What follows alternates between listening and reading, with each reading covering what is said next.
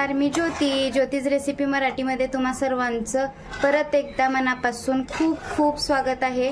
तर आज आपण पनीर भुर्जी बनवलेली आहे। घरातले जे साहित्य अवेलेबल असतात आपल्या जवळ ते त्याच्यापासूनच मी बनवण्याचा प्रयत्न केलेला आहे, तुम्हाला दाखवण्याचा वगैरे। तर बघू शकताय वेगळं काहीच वापरलेलं नाही।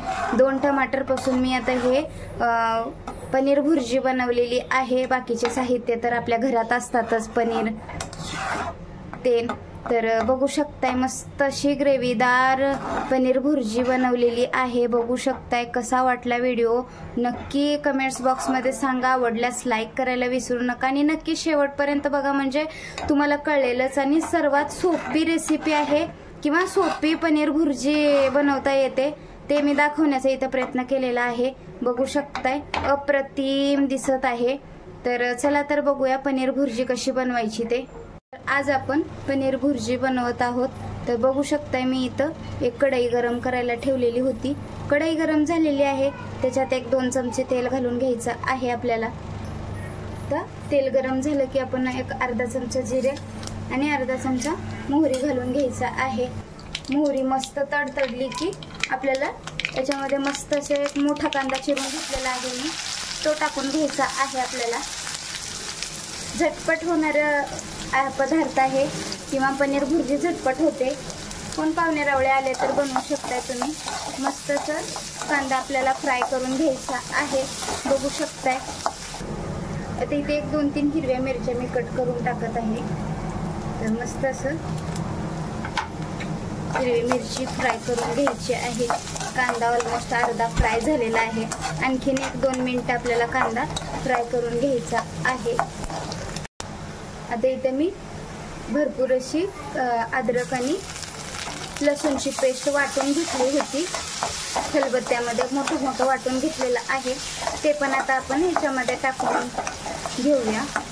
तर मस्त असं फ्राय करून घ्यायचं आहे त्याला पण। इथं आता मी कच्चं टमाटर मिक्सरला वाटून घेतलं होतं, ते मी याच्यामध्ये टाकत आहे। तुम्ही बारीक चिरून पण टाकू शकताय, पण माझ्या घरी असं ग्रेव्हीदार आवडतं म्हणून मी थोडंसं वाटून घेतलेलं आहे। तुम्ही तसंचही टाकू शकताय। आता याला पण मस्त असं फ्राय करून घ्यायचं आहे आपल्याला। 3 ते 4 मिनिटं लागतील फ्राय करायला।